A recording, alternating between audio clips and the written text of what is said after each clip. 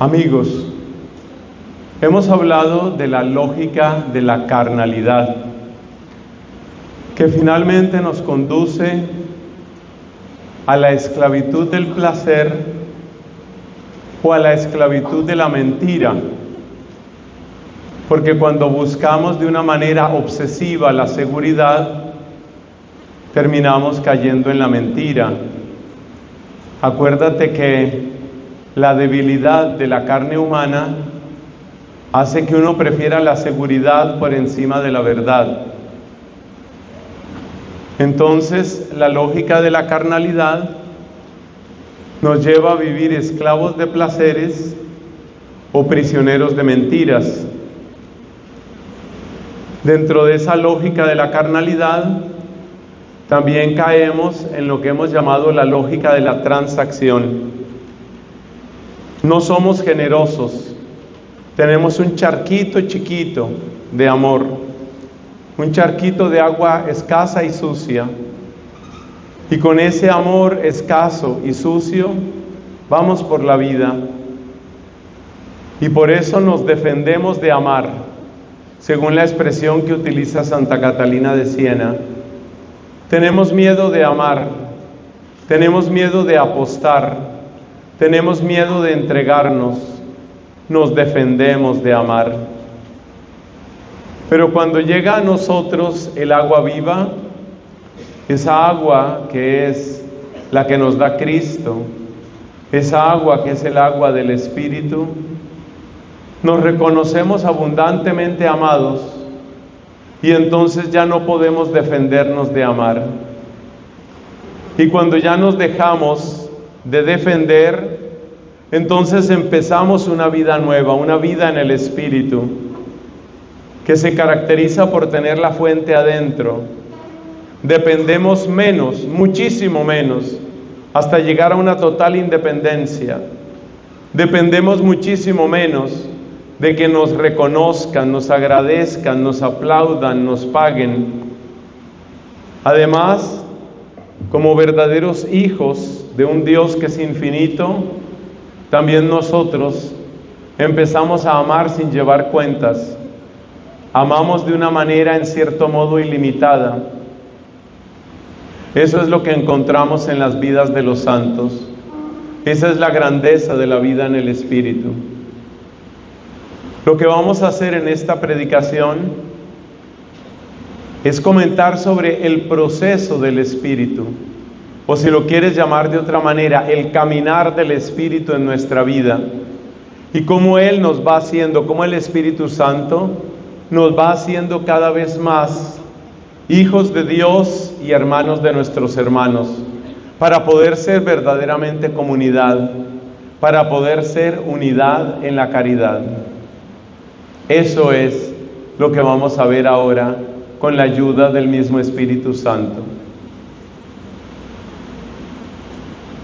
Hay que reconocer, mis hermanos, que la condición del hombre, la condición del ser humano, cuando no entra en juego el Espíritu, es muy triste. Por eso, el himno del Espíritu Santo, el himno clásico del Espíritu Santo, dice en una de sus estrofas: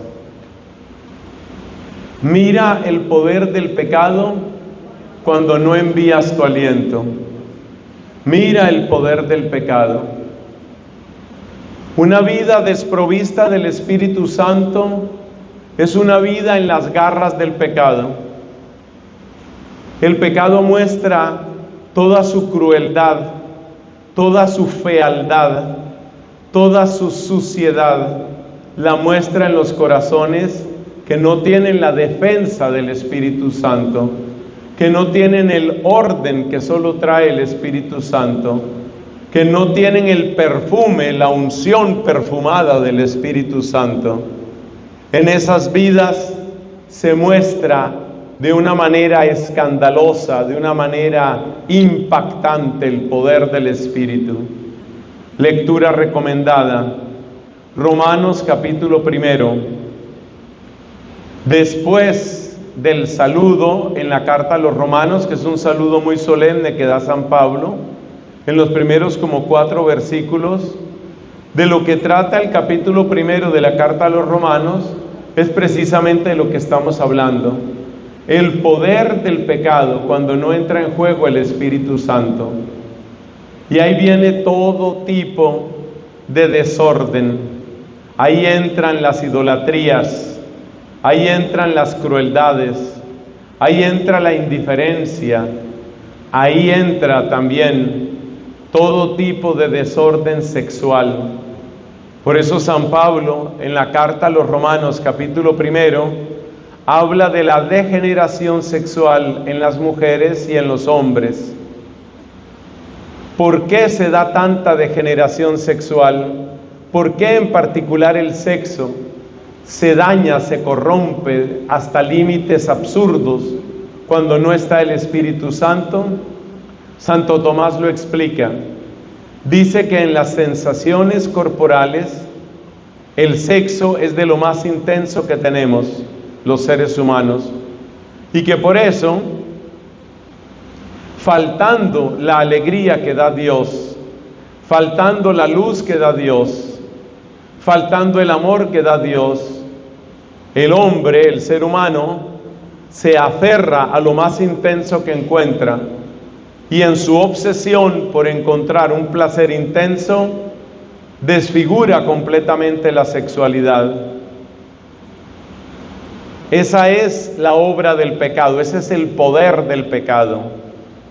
Mira el poder del pecado cuando no envías tu aliento.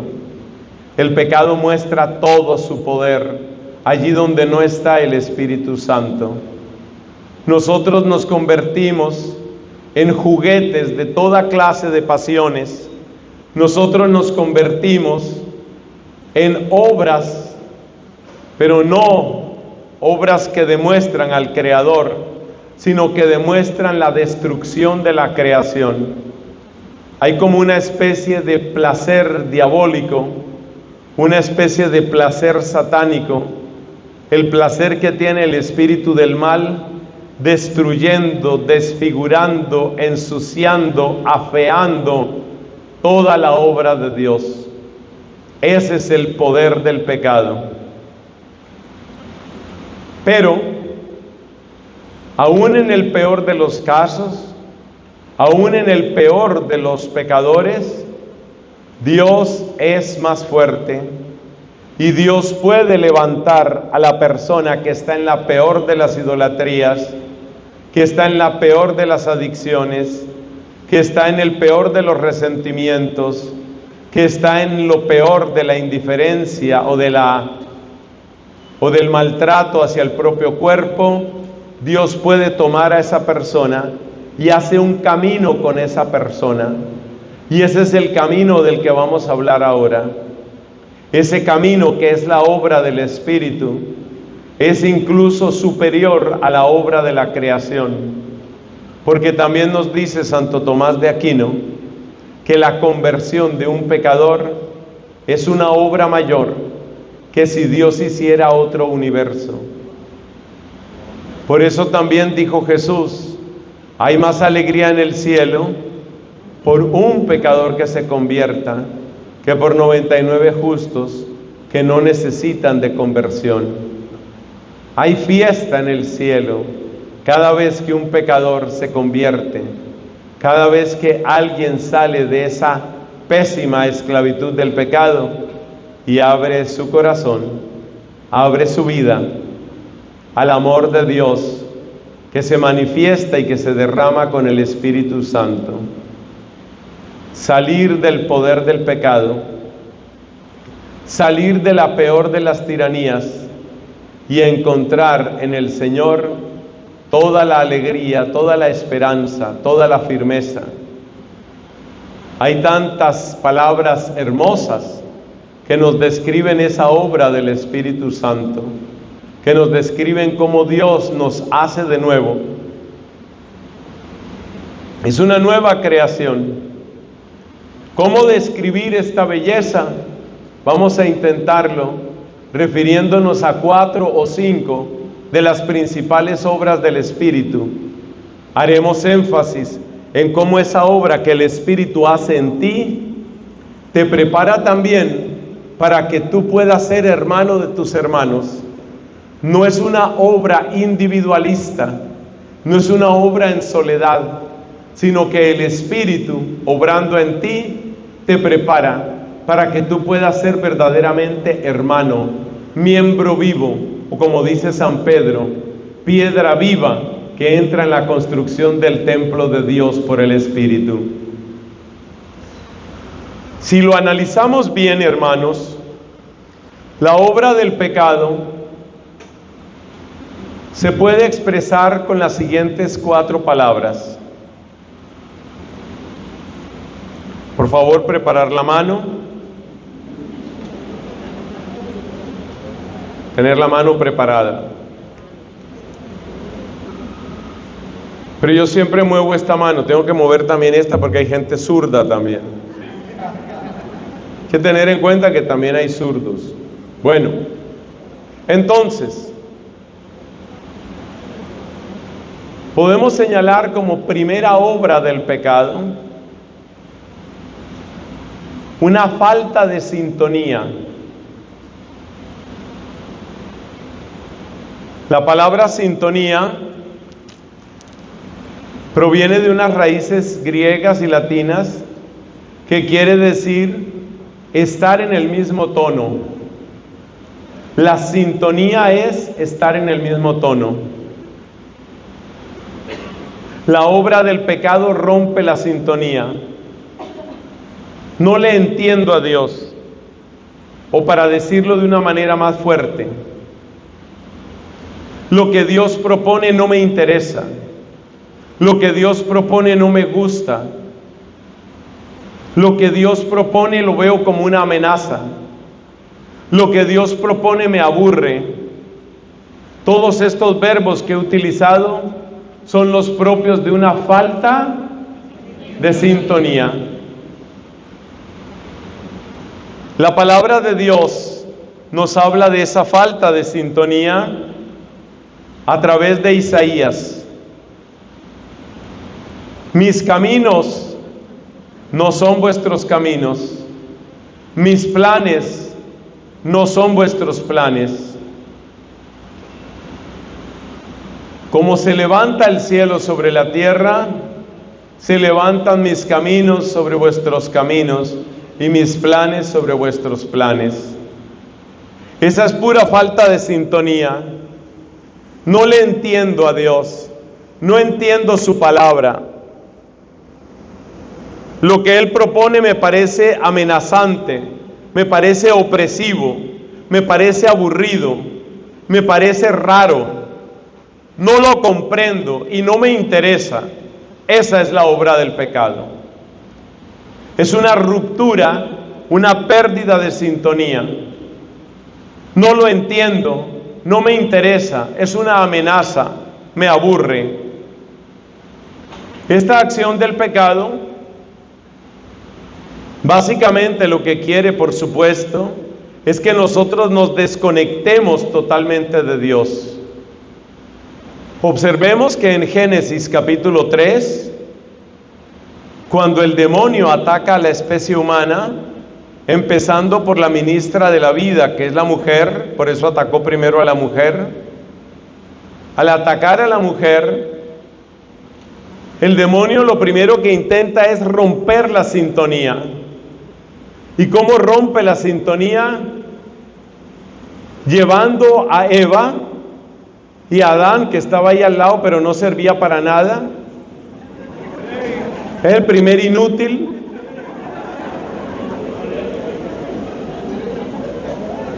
Pedazo de inútil que estaba ahí, que no protegió a la mujer, no ayudó, no aconsejó, no hizo nada.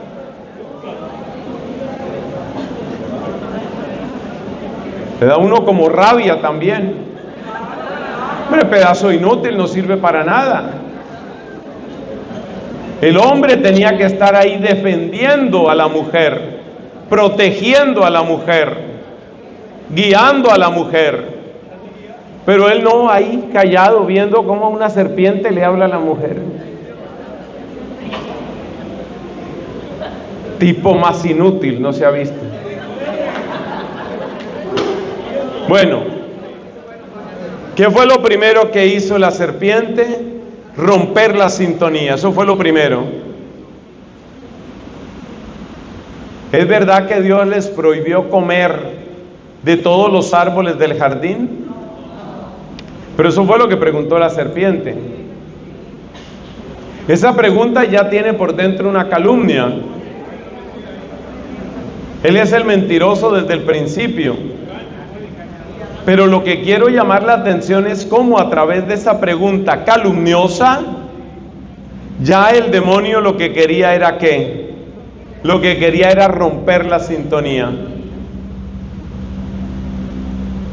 Y cuando está rota la sintonía, siento que todo lo de Dios es raro, es ajeno, es anticuado, es imposible, es aburrido, es amenazante.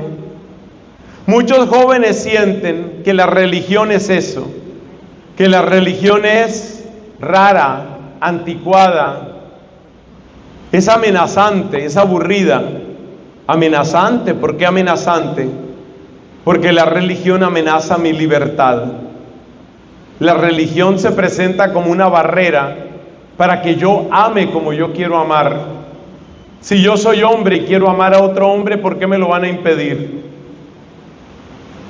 Si yo no quiero este embarazo, ¿por qué no me dejan abortar? Si ya estoy aburrido con ese abuelo con Alzheimer, ¿por qué no me dejan deshacerme de él? Es decir, que la falta de sintonía es una ruptura total de la comunicación. Luego vamos a ver en esta predicación cómo el amor de Dios logra vencer esa falta de sintonía, que es una cosa impresionante, impresionante. Porque la falta de sintonía es algo así como ni sé ni me interesa, no me importa y no lo quiero. Realmente la falta de sintonía equivale, en la práctica equivale al odio contra Dios. Es como llevar por dentro el aliento de Satanás. Y por eso las palabras del enemigo de Dios, del enemigo de la fe, son palabras dignas del demonio. Ni sé ni me interesa, no me importa. Ese Dios no me importa.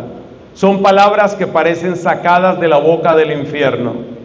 La falta de sintonía, ese es el poder del pecado. ¿Qué más hace el pecado? Lo segundo que hace el pecado es producir toda clase de heridas. Las heridas que le hacemos a otras personas, las heridas que otras personas nos hacen, las heridas que nos hacemos a nosotros mismos.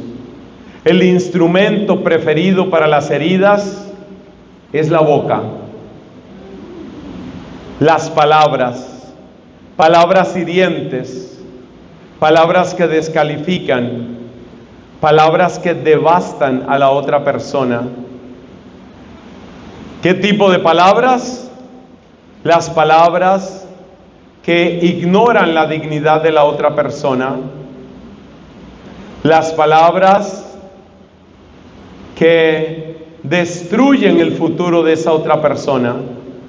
Entre esas palabras espantosas están aquellas que algunos papás o mamás desesperados dicen a sus hijos: usted es un inútil, usted no va a poder hacer nada, nadie la va a querer.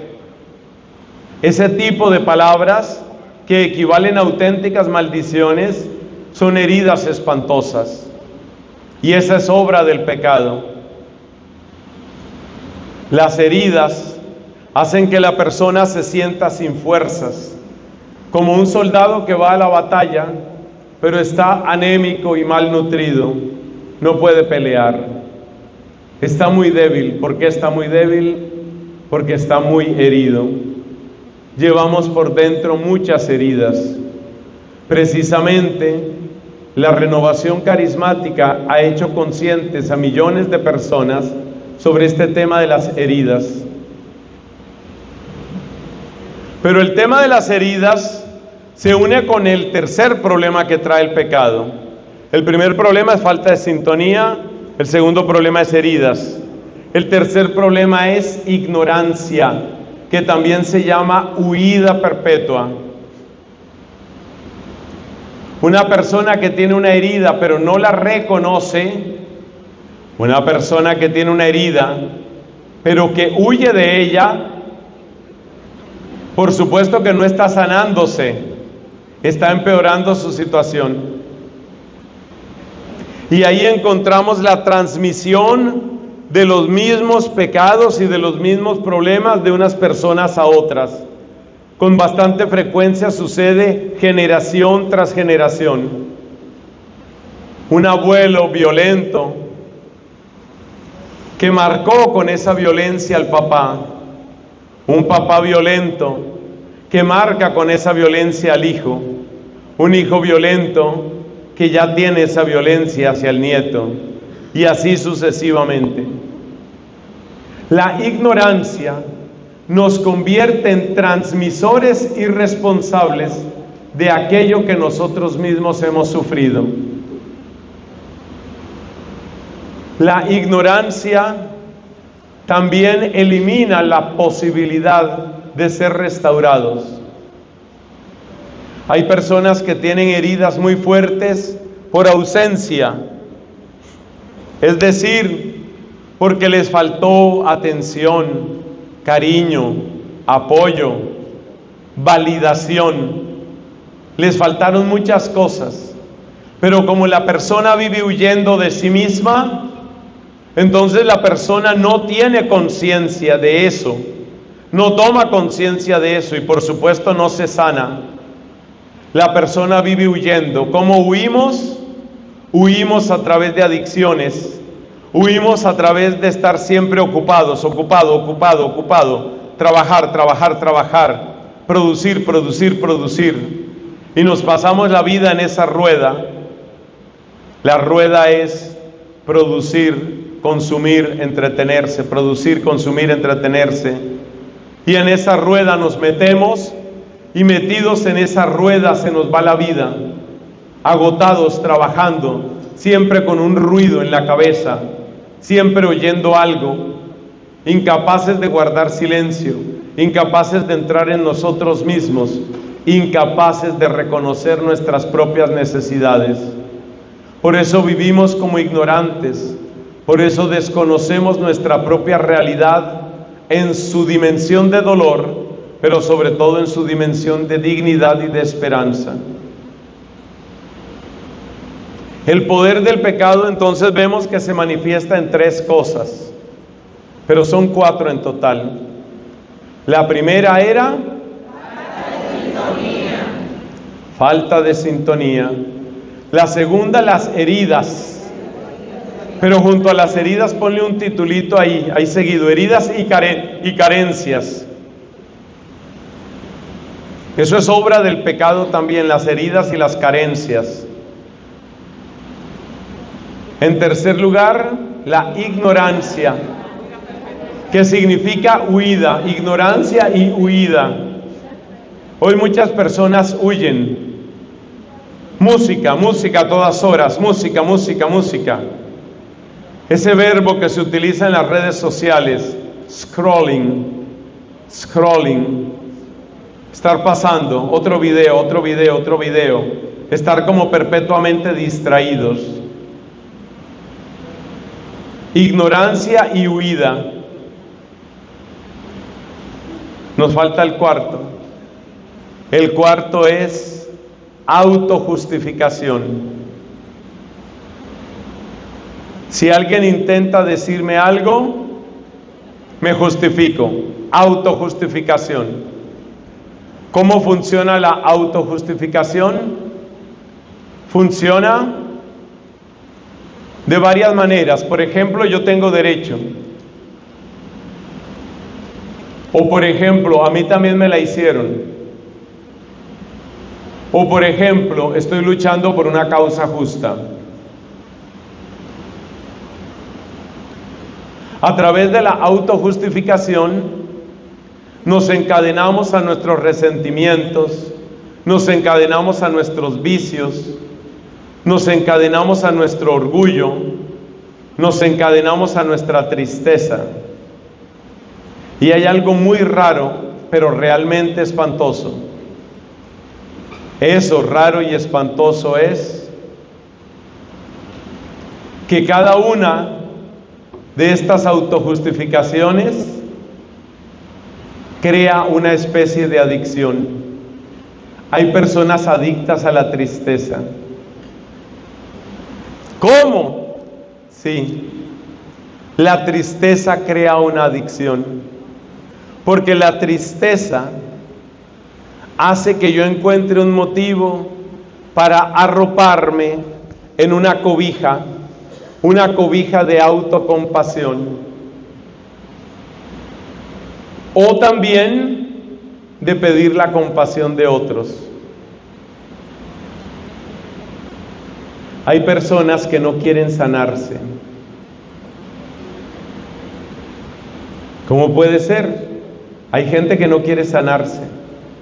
Usted recuerde que en el capítulo 5 de San Juan encontramos a un hombre paralítico que llevaba 38 años paralítico junto a la piscina de Betesda.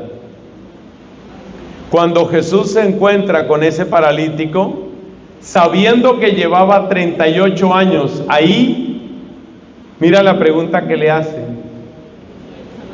¿quieres sanarte?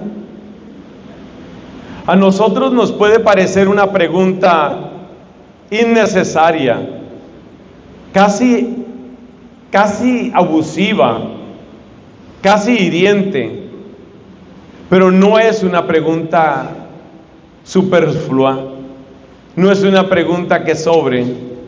Hay gente que no quiere sanarse. Hay gente que está muy cómoda en la autocompasión.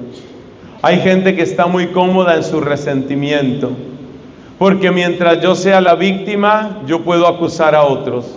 Mientras yo sea la víctima, los culpables son otros. Mientras yo sea la víctima, yo tengo derecho a que me protejan, a que me ayuden, a que me traten de una manera especial. La autojustificación crea una prisión. Hay sistemas filosóficos y políticos que afianzan este daño, el daño de la autojustificación. Eso pasa, por ejemplo, con mucha claridad en el comunismo. El comunismo toma las diferencias sociales, comunismo tanto en su versión clásica, que es de corte económico, como en su versión social, que es al estilo de Antonio Gramsci, el fundador del Partido Comunista en Italia. Ya sea en la versión económica o en la versión social, el comunismo quiere básicamente que tú te consideres siempre víctima. Tú eres pobre y la culpa siempre la tienen los ricos. Siempre la tienen los ricos. Tú eres moreno, eres negro, la culpa siempre la tienen los blancos. Tú eres indígena, la culpa siempre lo tienen los colonizadores, los españoles o los que llegaron. Tú eres homosexual, la culpa la tiene la sociedad. Y si un día yo me mato, si yo me suicido, me voy a suicidar porque no me apoyaron, porque no me sostuvieron. La culpa siempre está afuera, siempre. Esa es la autojustificación. Yo tengo derecho a estar siempre amargada porque soy feminista. Tengo derecho a estar siempre amargado porque soy gay y la gente no me acepta y por eso vivo así, amargado, resentido. Y un día me voy a matar y ustedes van a ser los culpables. Así piensa esa manera de describir el mundo. Entonces démonos cuenta, hermanos, démonos cuenta que la autojustificación se convierte en la llave que cierra la prisión. Porque finalmente lo que el pecado quiere es que estemos aprisionados. Ahora sí podemos recordar las 4 obras espantosas del pecado. El pecado, en primer lugar, no alcancé a oír. Rompe la sintonía. No me interesa Dios. Todo lo de Dios es una amenaza para mi felicidad o mi libertad. Por eso la única esperanza es que muera Dios, como lo anunciaba Federico Nietzsche en su obra Así habló Zaratustra. Dios tiene que morir para que el hombre viva, decía también el filósofo ateo existencialista Jean-Paul Sartre. Falta de sintonía, esa es la primera. Segunda, heridas y carencias. Tercera, ignorancias y huidas. Y cuarto, autojustificación. Esa es la obra del pecado. La última, la autojustificación, es la llave, es la que cierra la prisión, para que la persona se encierre en su resentimiento, se encierre en su victimismo, se encierre en su autocompasión, se encierre en su vicio. Esa es la obra del pecado. Ahora que tenemos más claridad sobre la obra del pecado, pasemos a la parte bonita, porque no todo puede ser tan feo, tan duro. Hablemos de la obra del Espíritu. Cómo el Espíritu va rompiendo cada una de esas cadenas, esas 4 espantosas cadenas: la falta de sintonía, el poder de las heridas y carencias, el poder de ¿qué? La ignorancia y la huida, y el poder de la autojustificación. ¿Cómo obra el Espíritu Santo? Es una cosa maravillosa. Donde mejor se ve la obra del Espíritu Santo es en el ungido del Espíritu Santo, que por eso lo llamamos el Cristo. La palabra Cristo quiere decir ungido. Cristo en español viene de Christos en griego, que quiere decir ungido. Christos es el que ha recibido el crisma. Crisma, de donde viene crisma, y el crisma es la unción. Miremos cómo obró Jesucristo con el poder del Espíritu. Miremos cómo obró Jesús nuestro Señor y entenderemos cómo el Espíritu Santo va haciendo un proceso, que es un proceso de sanación, de liberación, es un proceso de restauración y de nueva creación. Es algo muy hermoso, es la obra del Espíritu. ¿Cómo obró Cristo para romper estas 4 cadenas que hemos mencionado? Atención, porque eso es lo que queremos explicar con la ayuda del Señor.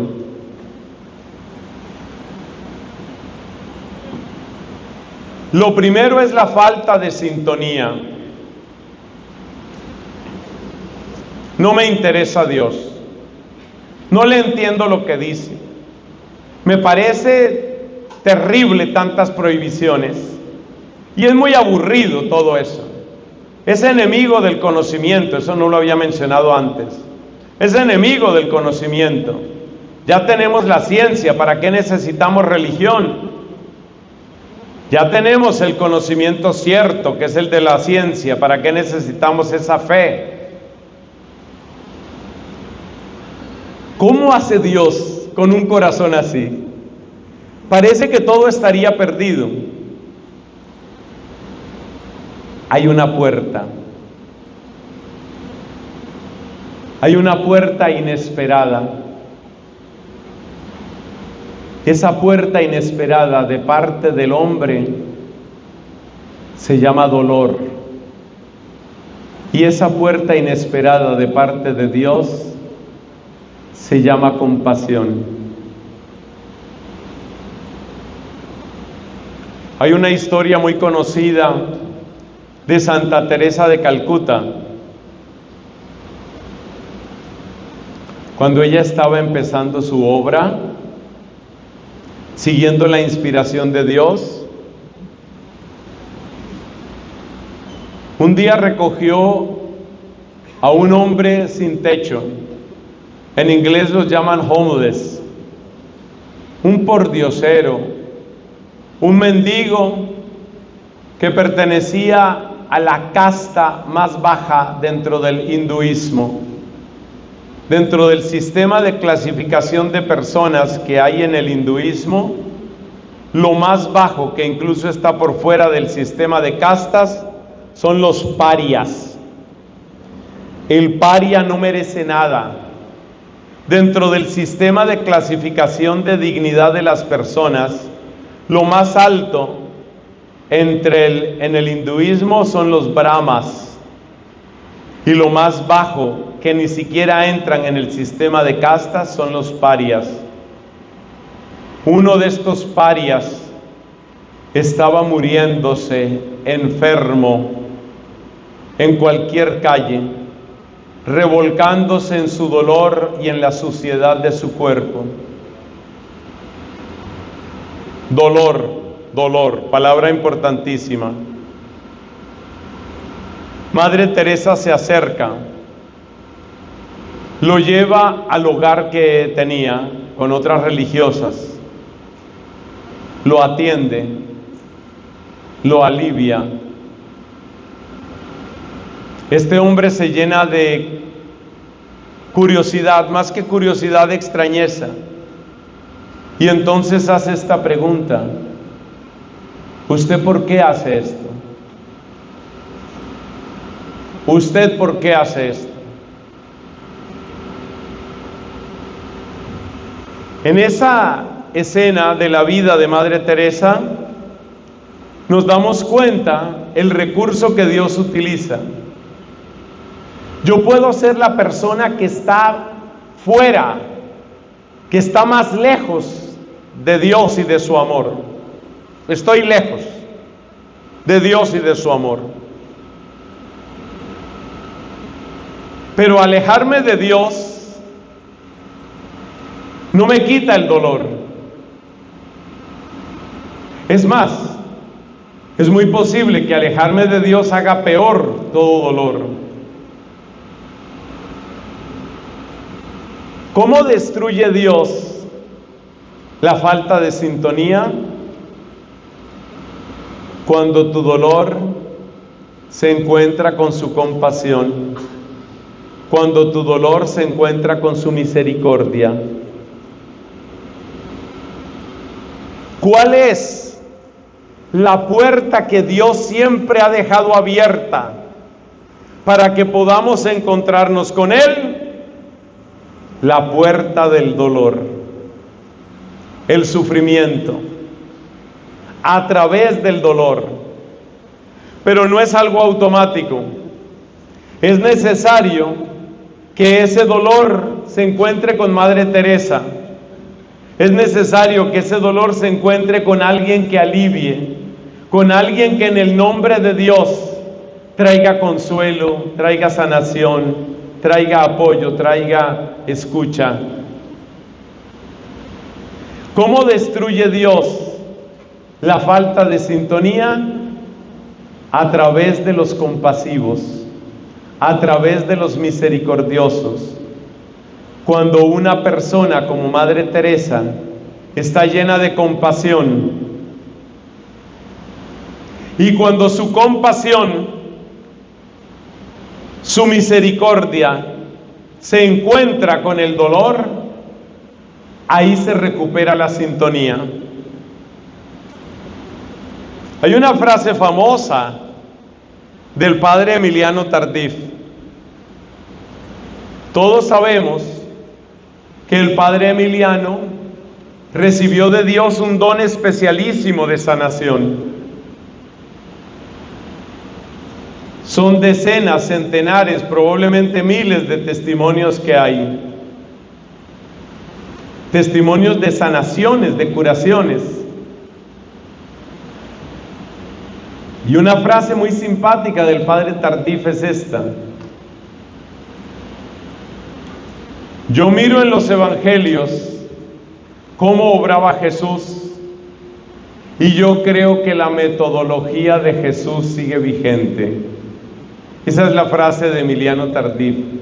Yo creo que la metodología de Jesús sigue vigente. ¿Y a qué llamaba él la metodología de Jesús? Empezar por aliviar, empezar por sanar. Es decir, que a través de la compasión, a través del aceite de la compasión, del bálsamo de la compasión, Dios recupera la sintonía de aquel que había renegado de Él. ¿Cómo rompe Dios la cadena que llamamos desconexión, que llamamos falta de sintonía? ¿Cómo rompe Dios esa cadena? A través del bálsamo de la misericordia. Cuando el bálsamo de la misericordia llega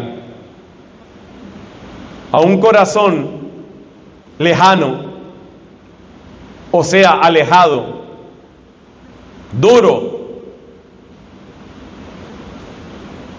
la experiencia de una bondad que me alivia, la experiencia de una bondad gratuita, la experiencia de una ternura inesperada, me lleva a preguntarme lo que aquel hombre le preguntó a Madre Teresa: ¿y usted por qué hace esto? ¿Usted por qué hace esto? Por eso, el lenguaje de Dios que nunca muere se llama misericordia. Escriba eso que le conviene. El lenguaje de Dios que nunca muere se llama misericordia. Luego vienen otros lenguajes. El lenguaje de la apologética, el lenguaje de la teología. Pero hay un lenguaje que nunca muere. Es el lenguaje de la misericordia. Y en ese sentido la misericordia llega donde no llega ningún otro lenguaje.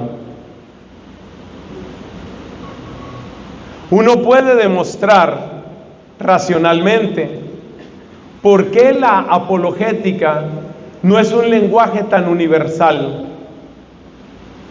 Porque para entrar en un diálogo apologético, un diálogo de argumentos, hay que tener una cierta propensión, un cierto deseo de verdad. Ese deseo de verdad lo han perdido los que están realmente sumergidos en el pecado. La apologética no alcanza a ser un lenguaje tan universal como la misericordia. Entonces, el primer espantoso daño que causa el pecado es la desconexión, la falta de sintonía. ¿Qué se inventó Dios para romper esa cadena de desconexión? Lo que Dios se inventó se llama misericordia. Y por eso las primeras páginas de los evangelios, ¿cómo nos muestran a Jesús? Jesús misericordioso, Jesús sanando. La bondad que se derrama como un bálsamo que alivia, que consuela, que acoge, que levanta. Esa bondad es el lenguaje que nunca muere. Tú puedes imaginarte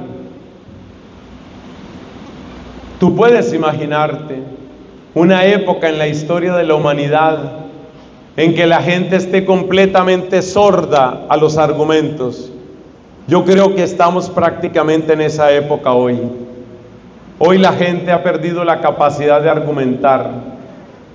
Están atorados, están indigestos por el exceso de sensualidad, por las calumnias contra la iglesia, por los argumentos de una falsa filosofía.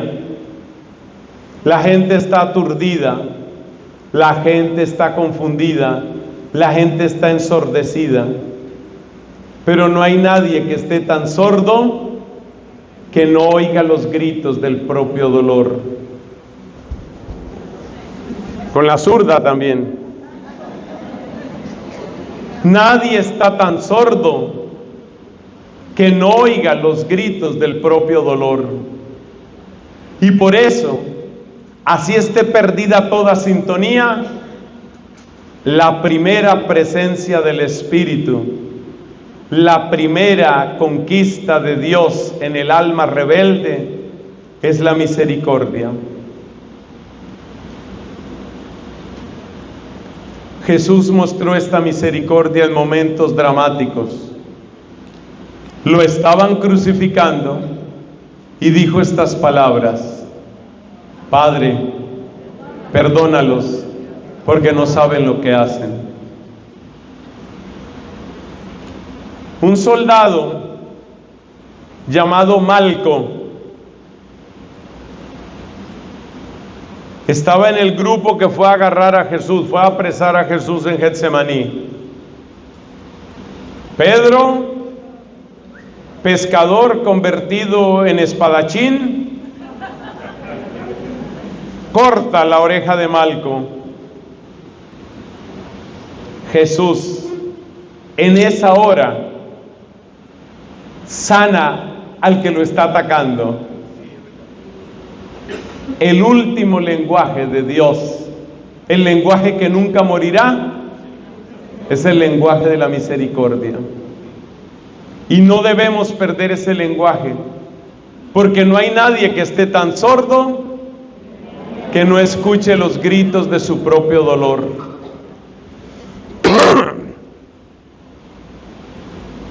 Por eso, cuando atendemos el dolor del que grita, cuando atendemos la necesidad de aquel que sufre, así no crea en Dios, estamos destruyendo la primera obra del pecado. El Espíritu Santo es el bálsamo precioso.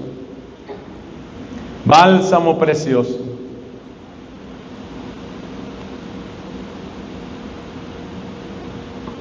La segunda cadena que trae el pecado son las heridas y las carencias. ¿Qué hace Dios con las heridas y las carencias? Sana. Ya eso queda claro con lo que hemos explicado. Pero ahora quiero mostrar la parte de las carencias, que es muy bella. Cómo Dios, con la efusión de su Espíritu, alivia carencias. Y esto es muy importante, porque vivimos en una época de terribles carencias. ¿Cuáles son las principales carencias de nuestra época? Son todas carencias familiares. Gente que creció sin papá.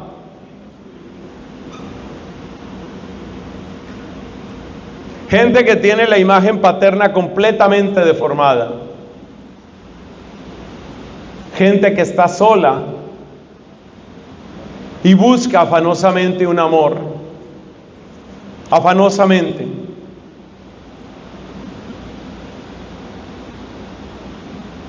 Yo estuve sirviendo en el extranjero, estuve sirviendo a la población migrante.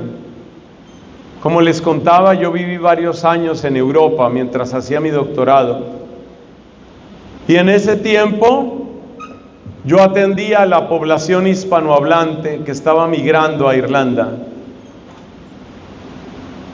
Para mí era un dolor muy grande ver lo que hace la gente por tratar de sentirse amada. Lo que más me conmueve son aquellas personas, muy particularmente mujeres, que tratan de comprar afecto pagándolo con sexo. Qué duro, qué humillante me parece eso. Mujeres que saben, que en realidad saben que no las aman, pero para tener algo que se parezca, aunque sea un poquito, al amor, terminan entregando su cuerpo. Entregando su cuerpo a personas que saben que no les aman realmente.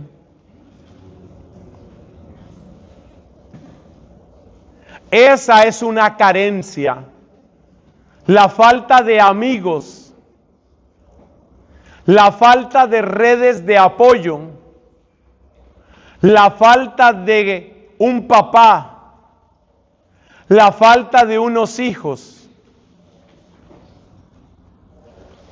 Me decía una amiga,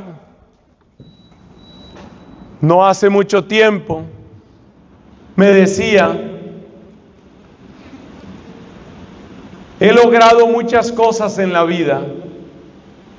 Es una mujer que gana muy buen dinero, tiene un buen trabajo, tiene más o menos buena salud, ha podido apoyar en muchas cosas a su familia, a su mamá, a sus hermanos. Pero mira lo que me decía: lo que yo más quería, un esposo y unos hijos, nunca llegó.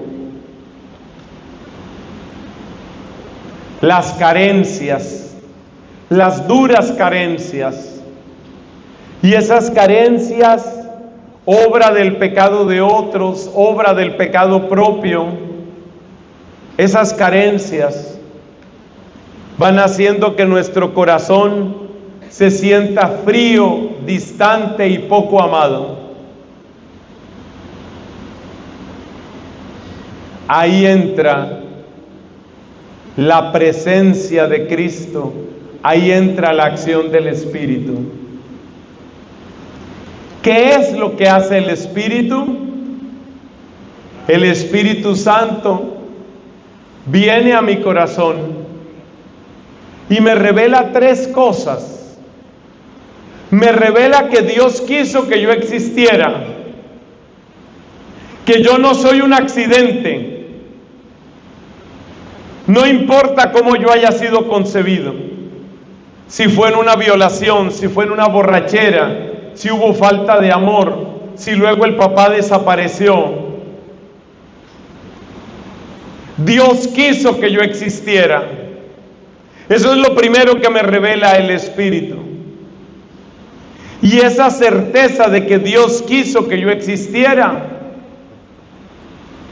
produce un efecto maravilloso de sanación y de consuelo, porque ya dejo de reclamarle, así sea en silencio, dejo de reclamarle a mi papá y a mi mamá.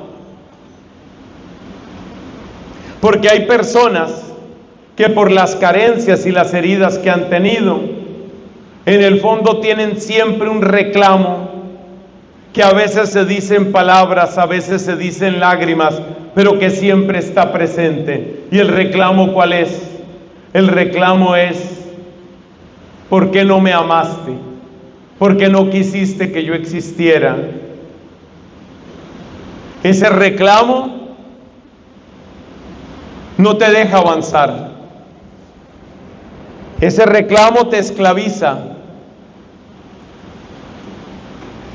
Mientras tú tengas en tu corazón un porqué sin respuesta, tienes una cadena al pasado.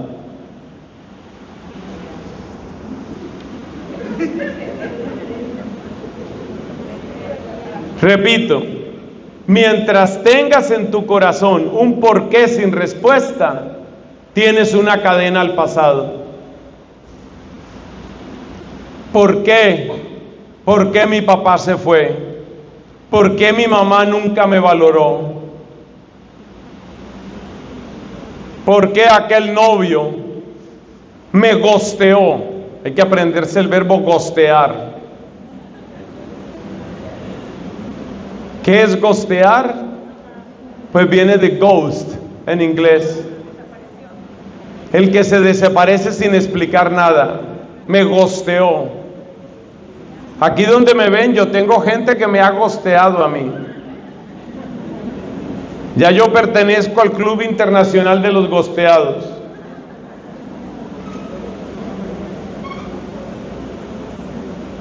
Me gosteó.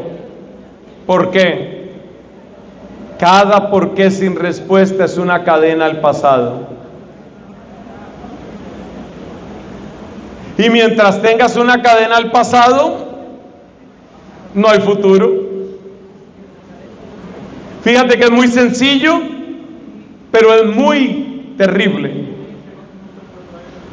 Tú no puedes avanzar hacia el futuro si tienes una cadena al pasado. Y hay gente que no logra avanzar. ¿Por qué me dejó esa novia? ¿Por qué? ¿Por qué me dejó?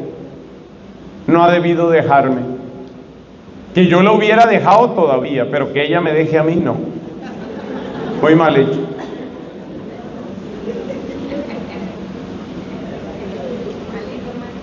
El por qué sin respuesta es una cadena al pasado. ¿Y qué es lo que hace el Espíritu? ¿Será que el Espíritu nos da todas las explicaciones? No. El Espíritu nos ayuda a entender qué es lo que debemos entender. Y el Espíritu nos ayuda a entender qué es lo que no tiene importancia. O sea que el Espíritu nos da unas respuestas, eso es cierto, pero el Espíritu sobre todo le quita poder a unas preguntas.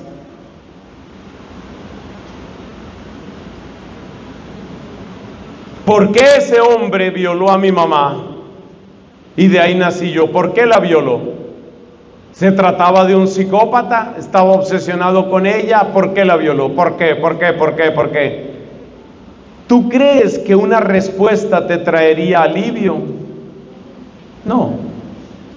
Supongamos que la respuesta fuera: ese hombre violó a la que es tu mamá. Ese hombre violó a tu mamá porque resulta que era un violador en serie. Era un tipo con un problema psiquiátrico y él había violado a muchas mujeres. ¿Eso te va a traer alivio? No. Entonces, ¿qué es lo que hace el Espíritu? Esto es muy bello. El Espíritu no satisface tu curiosidad, pero el Espíritu sí te da la luz que necesitas. El Espíritu no viene a satisfacer curiosidades. ¿Por qué me dejó mi novia? El Espíritu podría responder: por feo.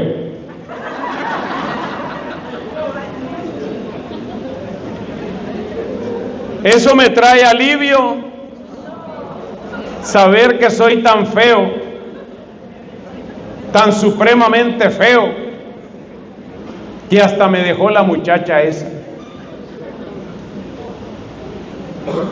El Espíritu no viene a satisfacer curiosidades. El Espíritu viene a traer la luz necesaria.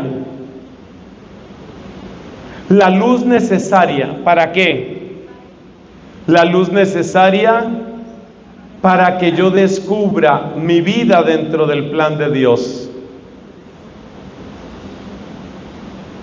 ¿Por qué a mí me pasaron tales cosas? ¿Por qué yo tuve ese accidente a los 8 años de edad? ¿Por qué yo le di tanta confianza a ese amigo que después me estafó? Y sobre todo, ¿por qué me dejó la novia?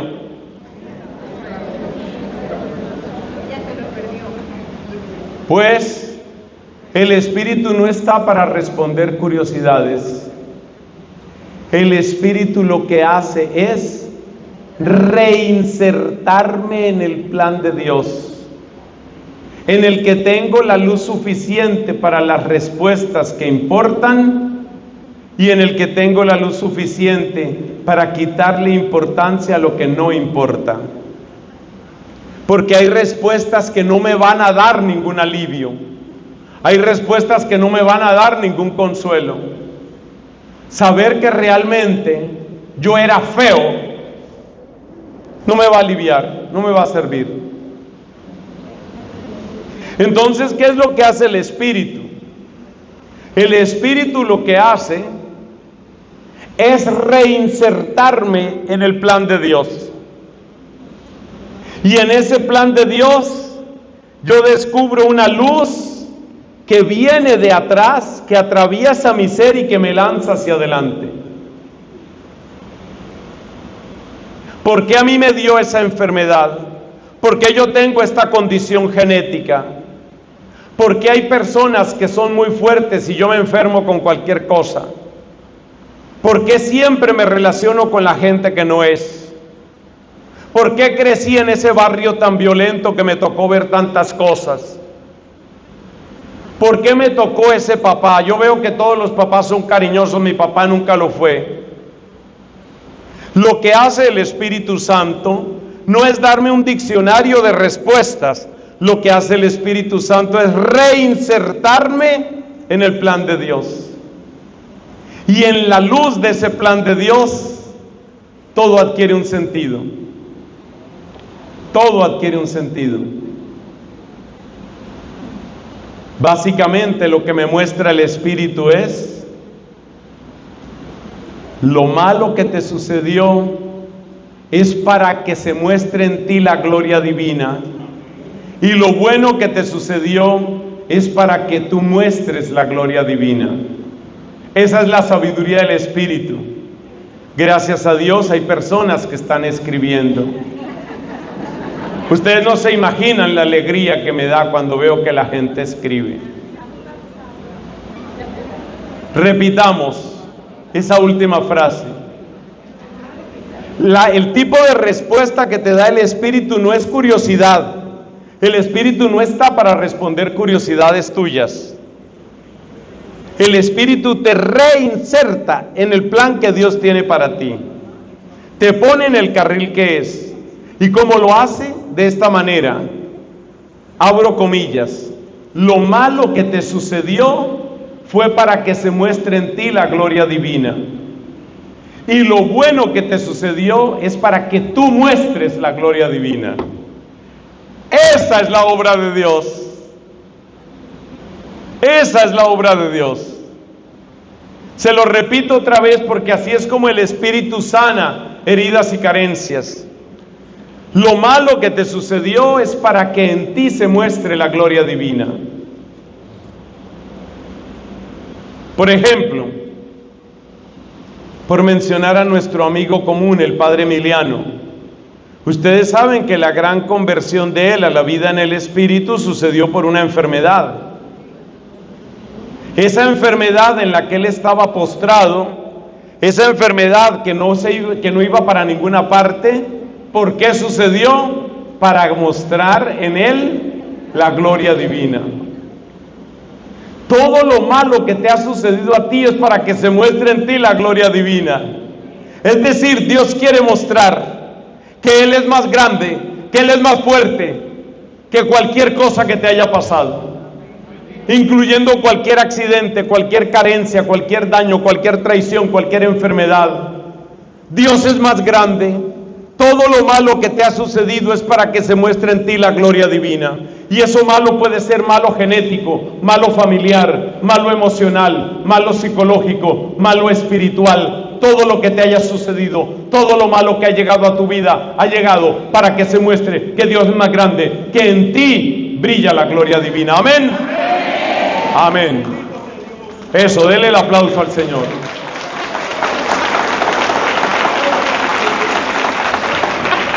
Y lo bueno es para que tú muestres la gloria divina. Por ejemplo, eres una persona inteligente. ¿Para qué eres inteligente? Para que con tu inteligencia tú muestres la gloria de Dios. Eres una persona bonita.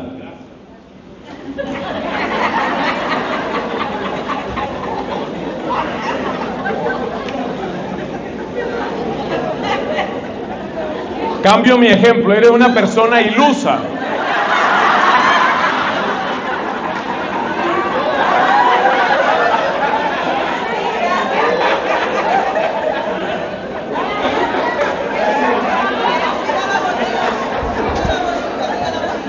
Sigamos con la bonita.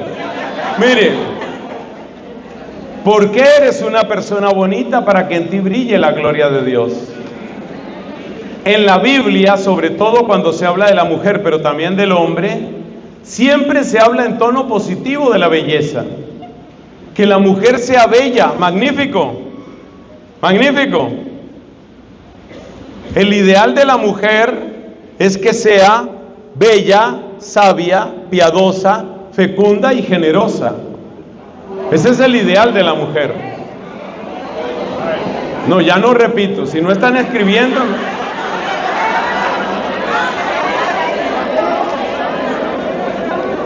Bella, piadosa, sabia, fecunda, generosa. Usted no se entusiasme mucho, que todavía nos falta un poquito. Entonces, la belleza suya, estoy hablando para los que sí son bellos, la belleza suya es para que usted muestre la gloria de Dios. ¿Cómo se muestra la gloria de Dios con la belleza? Cuando la belleza es exterior e interior. Entonces así el Espíritu Santo nos ayuda a sanar ese aspecto. Así nos ayuda. Entonces las carencias y las heridas, ¿cómo las sana el Espíritu? Reinsertándonos en el plan de Dios, de tal manera que entendamos que lo malo que nos ha sucedido es para que se muestre en nosotros la gloria de Dios, y lo bueno que nos ha sucedido es para que nosotros mostremos la gloria de Dios. Tercero, acuérdese que nosotros caemos en un problema que se llama huidas, ignorancia y huidas. ¿Cómo nos ayuda Jesús con esa huida? ¿Cómo nos ayuda Jesús con esa ignorancia? Para mí el pasaje más impresionante es el diálogo entre Jesús y la samaritana. La samaritana huyendo, ¿no? Huyendo. Desde el principio de la conversación, ¿cómo tú, que eres judío, me pides de beber a mí, que soy samaritana? Como quien dice, ahí se tenía que haber acabado la conversación. Y todo el tiempo ella está huyendo. Los judíos dicen que hay que dar culto en Jerusalén, nosotros decimos que en este monte. La última huida de ella fue, mejor dicho, cuando venga el Mesías aclarará todo. Ella creía que con esa frase ya huía. ¿Y qué le responde Jesús? Soy yo el que está hablando contigo. Se acabó la huida. ¿Qué es lo que hace el Espíritu para acabar la huida? El Espíritu nos conduce a la verdad. Esa verdad de la que hemos estado huyendo. Esa verdad que proclama la Iglesia en la Santa Misa cuando decimos: yo confieso ante Dios Todopoderoso y ante ustedes, hermanos. Esas palabras y las que siguen, claro, esas palabras son la llegada de la verdad a mi vida. Con esas palabras se acaba la mentira. Yo confieso ante Dios Todopoderoso y ante ustedes, hermanos, que he pecado mucho, de pensamiento, palabra, obra y omisión. Esa es la verdad del arrepentimiento, la verdad de mi pecado, la verdad de que soy un pecador. Pero ahí no termina la verdad. El mensaje completo no es simplemente que yo soy un pecador, sino que yo soy un pecador con esperanza. Eso es lo que me da el Espíritu. El Espíritu me enseña para que yo no siga huyendo, me enseña cuál es mi verdad. Y mi verdad es, soy un pecador, pero soy un pecador que tiene esperanza. ¿Y por qué sabemos que tiene esperanza? Porque todavía no me he muerto. Y mientras quede un minuto, un segundo de vida, todavía es posible el arrepentimiento, todavía es posible volverse a Dios. Así es como el Espíritu Santo nos lleva a la verdad para que reconozcamos nuestro pecado, la verdad para que reconozcamos nuestra esperanza. Y por eso Jesús habla de conversión. La primera palabra de Jesucristo es esa: el reino de Dios se ha acercado, convertíos y creed la buena noticia. A través de su palabra, Jesucristo nos está llamando a conversión. A través de su palabra, Jesucristo nos está llamando para que reconozcamos la verdad de que somos pecadores. Porque esa es la verdad fundamental. La verdad más importante no son mis heridas, porque de mis heridas en la mayor parte soy inocente. Y no es lo que viene de fuera lo que hace impuro al hombre, sino lo que sale de dentro. Entonces, ¿qué hace el Espíritu Santo? El Espíritu Santo me muestra mi verdad, y mi verdad es que soy un pecador. Como la samaritana, muchos de nosotros huimos. Nos pasamos la vida huyendo, pero ahí está Jesús para mostrarnos la verdad de nuestro pecado. Pero de tal manera nos muestra Jesús la verdad de nuestro pecado, que nos muestra también la esperanza de la redención. Aquel que solamente muestra el pecado, pero no muestra la esperanza de redención, ese no es de Jesús. Y el que habla de amistad con Jesús, pero no habla de la gravedad del pecado, ese tampoco es de Jesús. Repito esa idea, porque creo que podemos estar un poco cansados, pero hay que tener las ideas claras. Se las repito. El que solo le habla de pecado, pero no le habla de misericordia que perdona, no es de Jesús.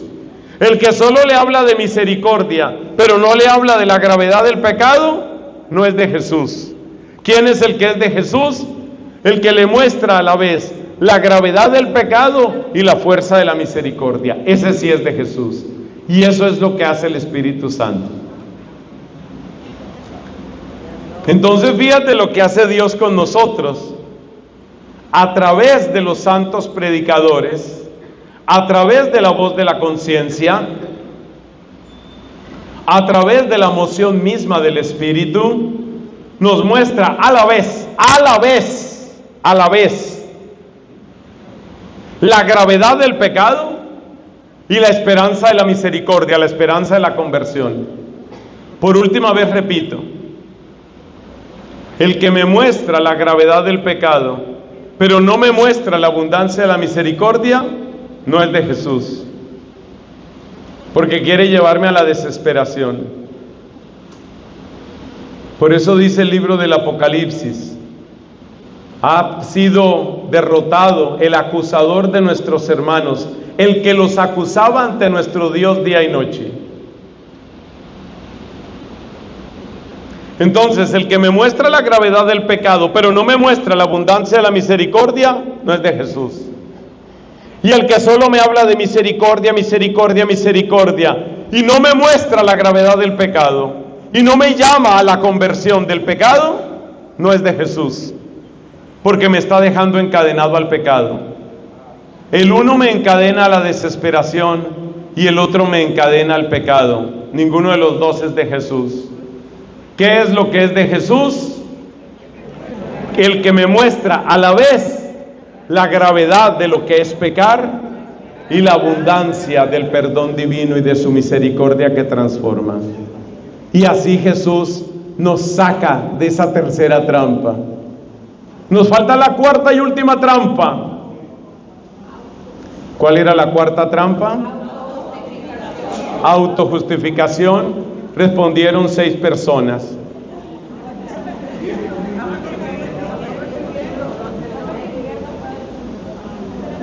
Si ve cómo se autojustifican, estamos escribiendo.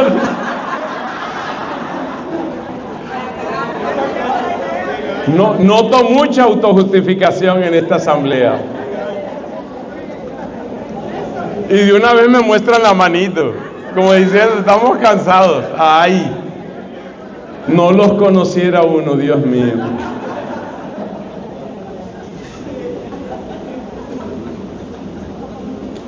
Hay un verbo que casi no se predica hoy, pero que aparece en varios salmos. O sea que es una historia que viene desde el Antiguo Testamento. Es el verbo confundir. Confundir. Yo quisiera saber hebreo para ver cómo se dice ese verbo en hebreo, porque es que es muy importante, y el sentido de confundir en hebreo no es exactamente lo mismo que confundir en español. Eso sí sé yo, que no es lo mismo. Porque confundir en español es como presentar argumentos contradictorios que dejan a la mente sin una capacidad de avance o de respuesta. Eso es confundir en español. Por ejemplo, un lenguaje confuso. Un lenguaje confuso, ¿qué quiere decir? Quiere decir que no sé qué hacer con eso, no entiendo lo que quiere decir, no sé cómo avanzar en eso. Confundir en español significa mezclar lo que es distinto, confuso, confusión, fundir, mezclar lo que no se puede mezclar. En hebreo el verbo es distinto.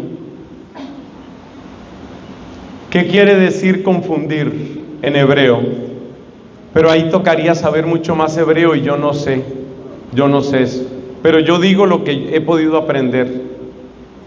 ¿Sabe cuál es el sentido? El sentido que nos interesa es este. Confundir es percibir la propia contradicción, es darse cuenta del propio absurdo, es tomar conciencia de la fragilidad de las propias razones, de una manera tan profunda que la persona se siente incapaz de defenderse, incapaz de argumentar. Confundir en los salmos, que esa es una súplica que aparece en los salmos. Confúndelo, Señor. ¿Qué quiere decir eso? Ilumina su conciencia para que descubran la contradicción en que viven. Ilumina su mente para que entiendan que sus razones no son razones. Trae una luz a su corazón para que se den cuenta que están defendiendo lo indefensible. Eso es lo que significa confundir. Esa confusión se traduce siempre en una incapacidad de responder. Se traduce siempre en una perplejidad que es percibir la contradicción de la propia vida. Percibir, darme cuenta que mi vida es una contradicción. Voy a dar un ejemplo o dos para que veamos cómo hace esto el Espíritu Santo. El primer ejemplo no tiene que ver con religión. Imaginémonos un papá que siempre ha inculcado a sus hijos que hay que ser honrado y que en toda situación hay que ser honrado y que la honradez es la virtud que debe cultivar toda persona honorable.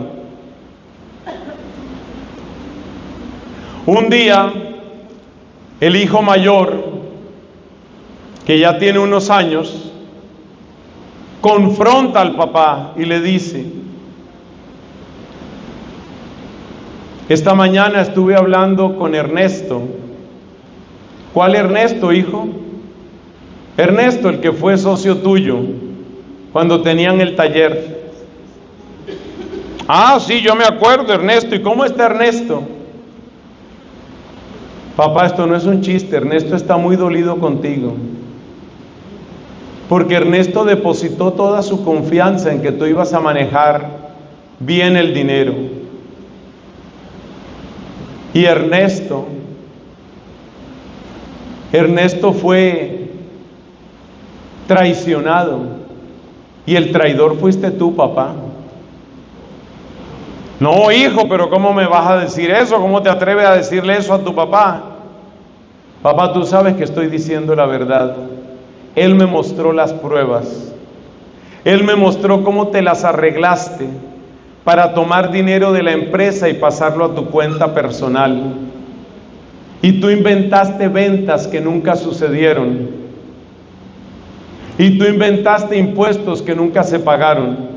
Y ese dinero terminó en tu cuenta. Y hoy me siento avergonzado de ser tu hijo. Y ese hombre, ese papá, se da cuenta que todo lo que le está diciendo el hijo es verdad. Y se da cuenta de que no puede decir nada. Y se da cuenta de que se ha equivocado y que ha defraudado a su hijo. Y sobre todo se da cuenta que ha obrado exactamente en contradicción con lo que siempre quiso inculcarle a los hijos. Eso es lo que la Biblia llama quedar confundido. No puede decir una sola palabra. Se da cuenta de que realmente obró mal. Se da cuenta de que no tiene ninguna justificación. Segundo libro de Samuel, aquí viene mi segundo ejemplo. Segundo libro de Samuel, capítulo 11. El rey David cometió adulterio con una mujer llamada Betsabé. La mujer quedó embarazada y por tratar de esconder su pecado, David mandó matar a Urías. Y después de que se consumó la muerte de Urías, como ya quedó viuda, entonces David dijo: hombre, yo le voy a hacer pasar el duelo a esta pobre mujer. Y se la llevó para el palacio. Y entonces un profeta llamado Natán fue donde David. Segundo libro de Samuel, capítulo 11.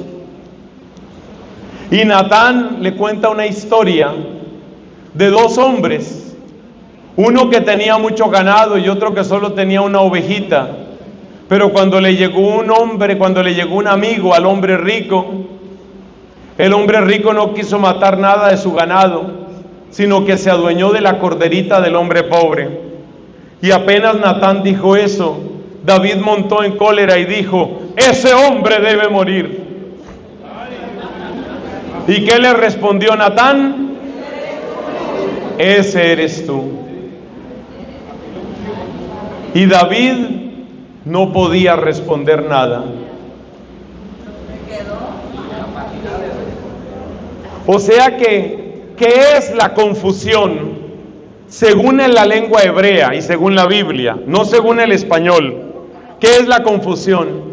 Es el encuentro inesperado y frontal con una verdad ante la cual no puedo replicar nada. Y ahora le voy a decir algo muy extraño a usted. Pídale a Dios la gracia de la confrontación con su verdad.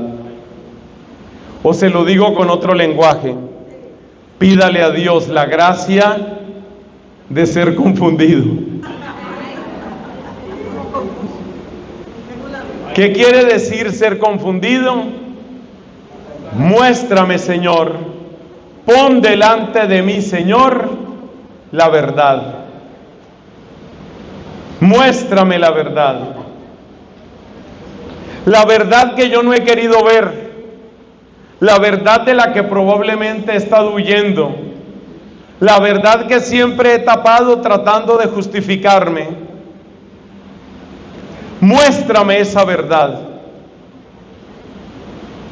La Biblia nos muestra en los santos evangelios, nos muestra un momento de confusión en el sentido hebreo, un momento de confusión que tuvo el apóstol San Pedro.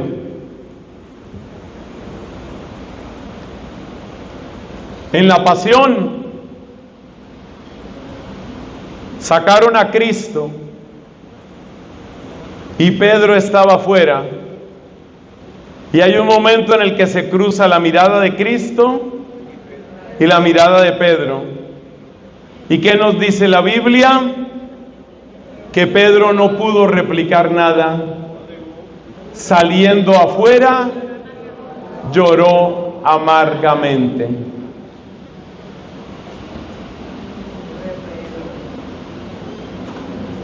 Confróntame, Señor, muéstrame mi verdad, pero muéstramela tú.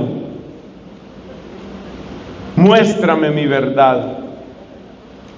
Estamos en el último capítulo. Estamos en cómo Dios vence la autojustificación. ¿Cómo vence Dios la autojustificación? Con la confusión en sentido hebreo, es decir, con la confrontación irrevocable con la verdad. Hermanos, cuando nosotros muramos, esa es la verdad que veremos. Las personas que han tenido experiencias cercanas a la muerte cuentan eso. Cuentan cómo se han encontrado como en una película en la que ven toda su vida y ya no hay manera de justificar ni de explicar nada. Muéstrame, Señor, mi verdad. Señor, tú me sondeas y me conoces. Me conoces cuando me siento o me levanto. De lejos penetras mis pensamientos. No ha llegado aún la palabra a mi boca y ya, Señor, te la sabes toda.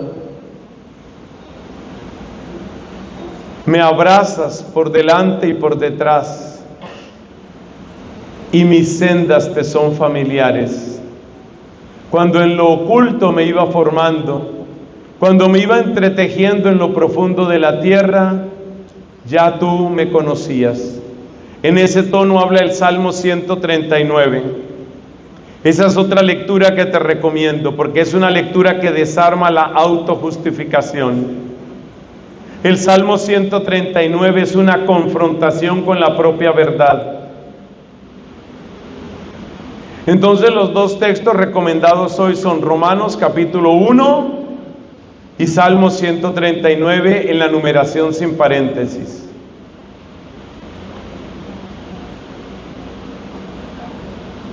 ¿Qué hemos visto en esta predicación? Hemos visto que el pecado hace 4 daños terribles. Y hemos visto que el Espíritu Santo nos saca de esos 4 daños terribles. El primer daño es la falta de sintonía. Y Dios lo repara mostrando su misericordia en el dolor. El segundo daño son las heridas y carencias. Y Dios lo repara dándonos una luz que nos inserta de nuevo en el plan de Dios y nos muestra que lo malo que nos sucedió fue para que se mostrara en nosotros la gloria divina, y lo bueno que nos ha sucedido es para que nosotros activamente mostremos la gloria de Dios. Lo tercero, vivimos huyendo, vivimos en la ignorancia, como la samaritana. La samaritana vivía en la ignorancia. ¿Y qué hace Cristo? Cristo nos lleva a la verdad. Muy parecido a lo último, nos autojustificamos. ¿Cómo lo resuelve el Espíritu Santo? Nos confunde. Pero como suena tan raro eso en español, decimos nos confronta con la verdad, para que dejemos de justificarnos.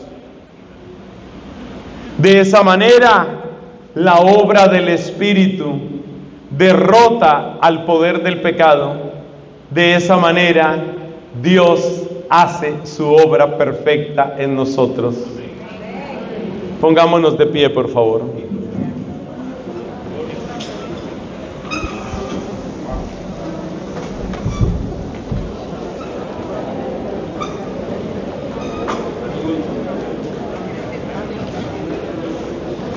Recoge tu corazón, hermano. Recoge tu corazón. Piensa en el poder del Espíritu. Y piensa que Dios quiere destruir el poder del pecado en tu vida. Dios quiere traer una vida nueva a tu corazón.